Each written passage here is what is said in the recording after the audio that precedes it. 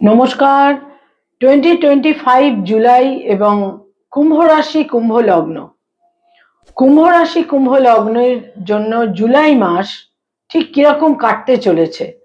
কুম্ভ রাশি কুম্ভ লগ্নের জাতক জাতিকাদের জুলাই মাসের মাস ভিত্তিক রাশিফল, যাকে জ্যোতিষের পরিভাষায় বলা হয় গোচর ফল।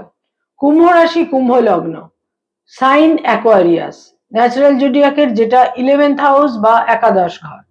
কুম্ভ রাশি কুম্ভ লগ্নের জাতক জাতিকাদের জন্য জুলাই মাসে কি থাকছে কোয়ালিটি অফ টাইম বা সময়ের গুণগত বৈশিষ্ট্য, সময় কতটা ফেভারে থাকছে বা সময় কতটা এগেনস্টে থাকছে।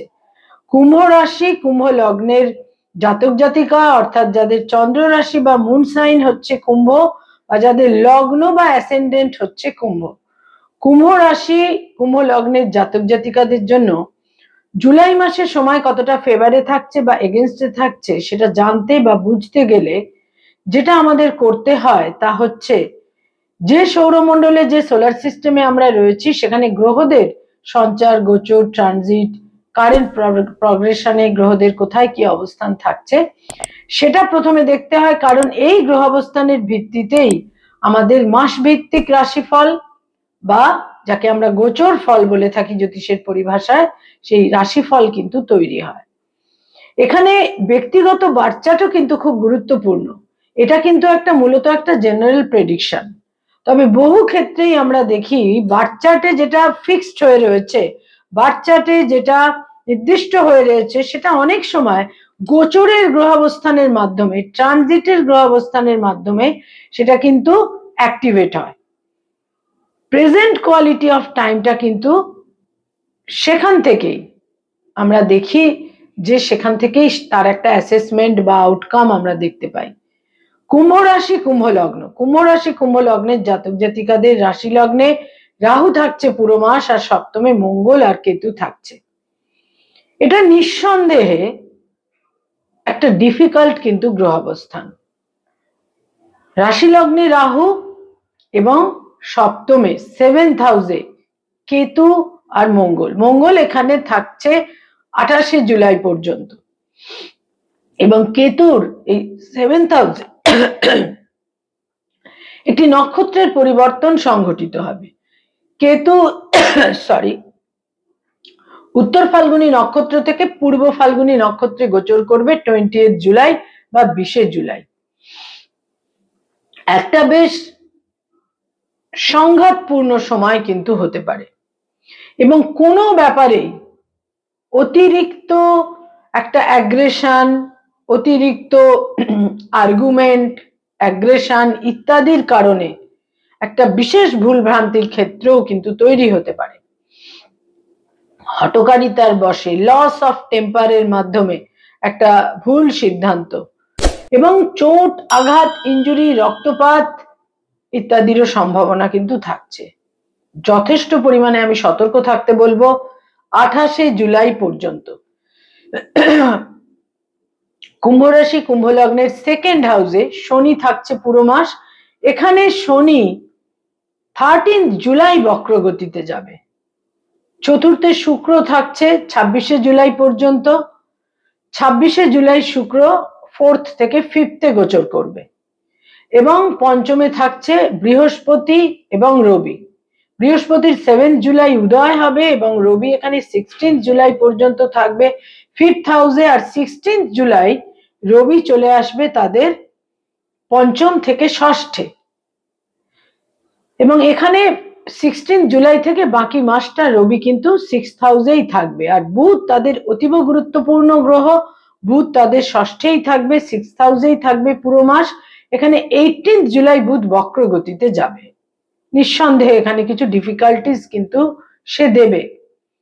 তো এই হচ্ছে গ্রহ অবস্থান কুম্ভ রাশি কুম্ভ লগ্নের জন্য জুলাই মাসে, এবং এই গ্রহ অবস্থানের ভিত্তিতেই তাদের মাস ভিত্তিক রাশিফলের প্রেডিকশন গুলো কিন্তু তৈরি হয়ে থাকে।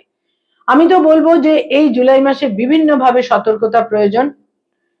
একটা নিজের টেম্পারামেন্টকে কন্ট্রোলে রাখা, এবং বিশেষভাবে কোনো ভ্রমণ, কোনো রকম কোনো হাইওয়ে দিয়ে ভ্রমণ, বা কোনো যারা টু হুইলার চালান বা এইসব, একটা বিভিন্নভাবে চোট আঘাতেরও কিন্তু সম্ভাবনা থাকছে, সতর্ক থাকতে হবে বিভিন্নভাবে।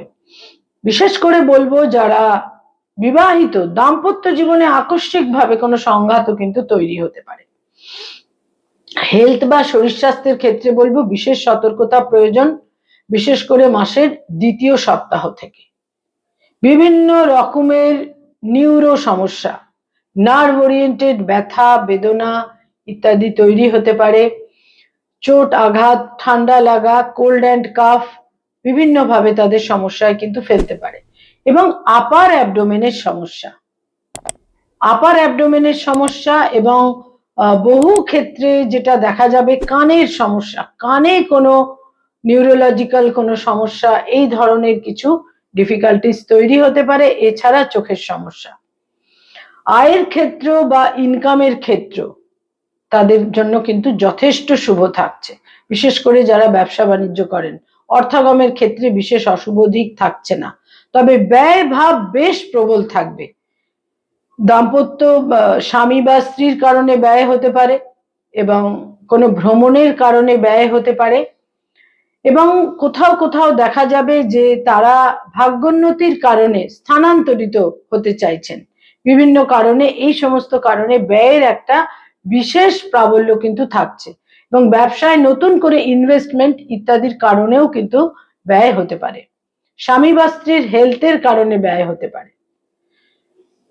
যারা কোনো মামলা মোকদ্দমা, আইনি সমস্যা, লিটিগেশন ইত্যাদির মধ্যে রয়েছেন, বি কেয়ারফুল, এই মাসে জটিলতা বৃদ্ধি পেতে পারে। এবং এই মাসে নতুন করে আকস্মিকভাবে কোনো মামলা মোকদ্দমা তৈরি হবারও কিন্তু বিশেষ সম্ভাবনা থাকছে।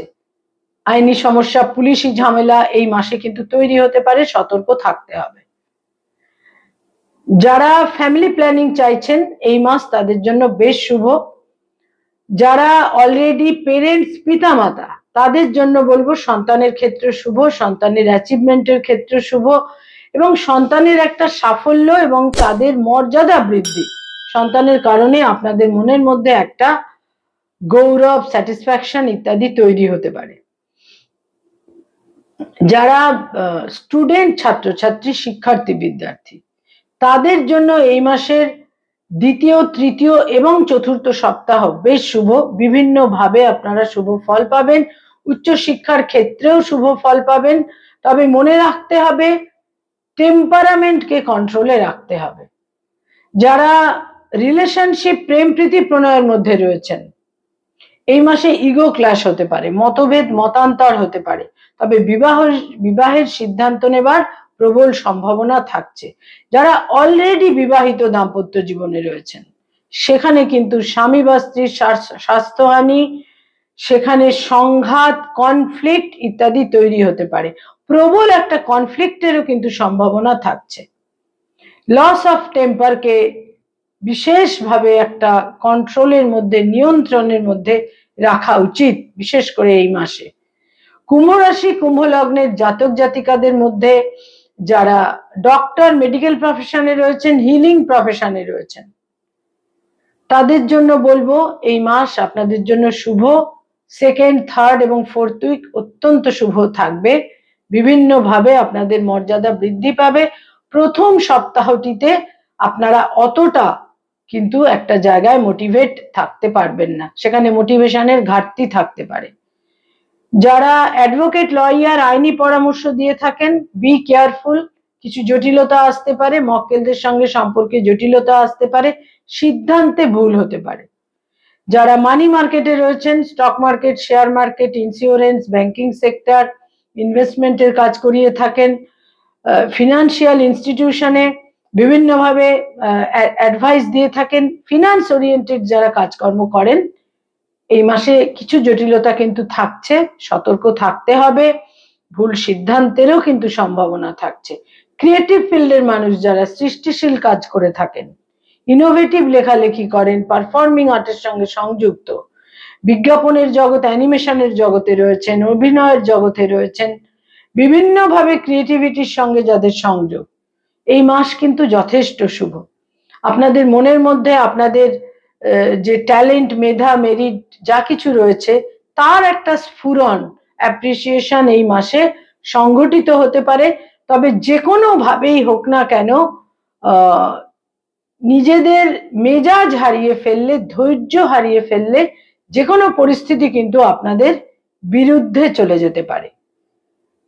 যারা সরকারি চাকরি করেন, গভর্নমেন্টের সঙ্গে কানেক্টেড হয়ে কাজকর্ম করেন, এই মাসের শেষ দুটি সপ্তাহ কিন্তু বিশেষ শুভ নয়।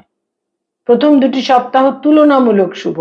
যারা বেসরকারি ক্ষেত্রে কাজকর্ম করেন, আইটি সেক্টরে রয়েছেন, এই মাস তুলনামূলকভাবে যথেষ্ট শুভ।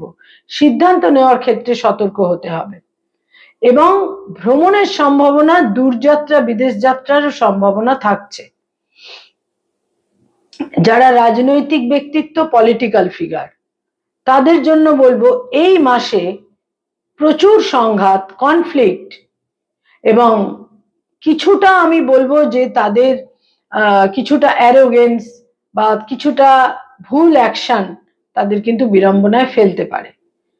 যারা পড়ানোর কাজ করেন, স্কুল কলেজ ইউনিভার্সিটিতে পড়িয়ে থাকেন, ফ্যাকাল্টি হিসেবে বিভিন্ন ইনস্টিটিউটে পড়ানোর কাজ করেন, এই মাসের সেকেন্ড, থার্ড এবং ফোর্থ উইক আপনাদের ফেভারে থাকবে।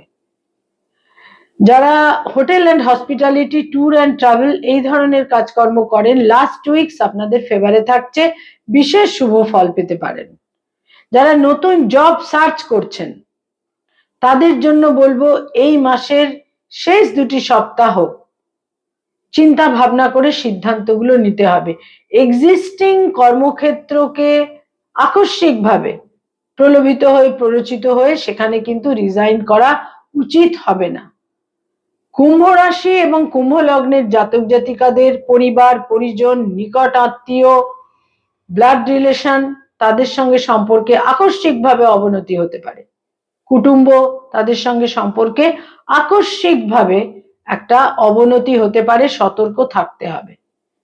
যারা উচ্চশিক্ষার কারণে বা কর্মসূত্রে বিদেশে যেতে চাইছেন, সেই সম্ভাবনা এই মাসে প্রবল।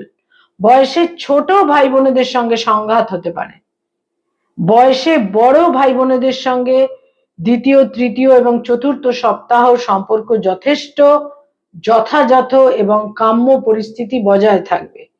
কিছু বিশেষ বন্ধু বান্ধব, কিছু বিশিষ্ট ব্যক্তিত্ব বা বন্ধু বান্ধবীদের সহযোগিতা বা সাপোর্ট আপনারা এই মাসের শেষ দুটি সপ্তাহে পাবেন। কিছু কিছু ক্ষেত্রে শত্রুতা আপনারা অনুভব করবেন, সেখানে কোনো একটা সরকারি ক্ষেত্র থেকে একটা বিরোধিতা, অপোজিশন আসতে পারে, সতর্ক থাকতে হবে। যারা লোন বা ঋণের সমস্যায় রয়েছেন, সেখানেও এই মাসের শেষ দুটি সপ্তাহ কিছুটা গোলযোগপূর্ণ, তবে প্রথম দুটি সপ্তাহ তুলনামূলক শুভ। এই মাসে যারা কোনো স্থাবর সম্পত্তি ক্রয় করতে চাইছেন, ইমুভেবল প্রপার্টিতে বিনিয়োগ করতে চাইছেন, এই মাস খুব একটা অতটা ইতিবাচক বা শুভ নয়। 28শে জুলাইয়ের পর থেকে তুলনামূলক শুভ। কুম্ভ রাশি, কুম্ভ লগ্নের জাতক জাতিকাদের জন্য এই মাস কিন্তু কিছুটা ক্রিটিক্যাল, কিছুটা ডিফিকাল্ট। যতটাই আপনারা নিজেদের টেম্পারামেন্ট, মেজাজ এবং মানসিক উত্তেজনাকে সংযত রাখতে পারবেন, ততটাই পরিস্থিতি আপনাদের ফেভারে থাকবে এবং অনুকূলে থাকবে। ট্যুর অ্যান্ড ট্রাভেলের ক্ষেত্রে যারা কোনো প্লেজার ট্রিপে যেতে চাইছেন, ভ্রমণে যেতে চাইছেন, ধর্মীয় স্থানে ভ্রমণে যেতে চাইছেন, যথেষ্ট সতর্কতা প্রয়োজন। কুম্ভ রাশি, কুম্ভ লগ্নের জাতক জাতিকারা কয়েকটি রং বা কালারকে এই মাসের দৈনন্দিন প্রাত্যহিক জীবনে ব্যবহার্য জিনিসের ক্ষেত্রে ব্যবহার করতে পারেন। তার মধ্যে প্রথমেই বলবো গাঢ় নীল রং, হালকা হলুদ রং এবং তার সঙ্গে ঝকঝকে সাদা রং। এই রংগুলোকে ব্যবহার করুন। গাঢ় নীল, হালকা হলুদ এবং ঝকঝকে সাদা, এই রংগুলো বিভিন্নভাবে আপনাদের ফেভার এনে দেবে। এছাড়া কয়েকটি ডেট বা তারিখ আপনাদের জন্য অত্যন্ত ইভেন্টফুল, মিনিংফুল এবং ঘটনাবহুল হতে পারে, ইম্পর্টেন্ট।